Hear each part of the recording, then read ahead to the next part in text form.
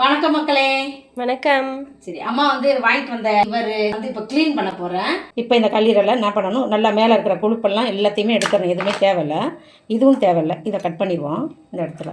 அவ்வளோதான், ஈஸியாக வந்துடும். இதெல்லாம் தேவையில்லாதெல்லாம் அப்படி போட்டுட்டு இப்போ நம்ம இந்த இடத்துல மேலே இந்த சைடு எடுக்கலாம், ஈஸியாக வரும். இப்படி ஒரு கீரல் போட்டு லைட்டாக அப்படி பிரிச்சோன்னு வைங்களேன்.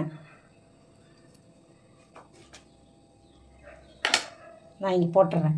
இந்த இறைப்பையை வந்து அப்படியே இப்படி உரிச்சோம்னா அது வந்துடும், நமக்கே வந்துடும். கடையிலேயே எடுத்து தருவாங்க எல்லாருக்கும் வேணுன்றவங்களுக்கு.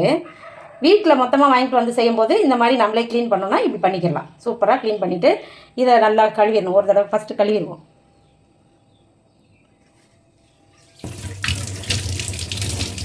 தனித்தனியாக ஒரு தடவை கழுவிட்டு ஒன்று ஒன்றா எடுக்கும்போது தனித்தனியாகவும் ஒரு தடவை கழுவி எடுத்துடணும். அப்புறமா வந்து நம்ம கட் பண்ணி அழகாக இப்படி இந்த மாதிரி கட் பண்ணிக்கலாம்.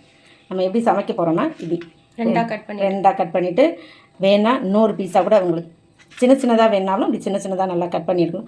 சிசரில் கட் பண்ணிக்கிறேன், இந்த இடம் வராது, இது நரம்பு. இப்போ இதை சிசரில் இப்படி கட் பண்ணிவிட்டு அவ்வளோதான். எல்லாத்தையும் நல்லா இது மாதிரி வச்சுக்கணும். அப்போ நம்ம வறுத்து சாப்பிட்றதுக்கு நல்லாயிருக்கும், சூப்பராக வரும். எல்லாத்தையுமே அதே மாதிரி கட் பண்ணிக்கலாம்.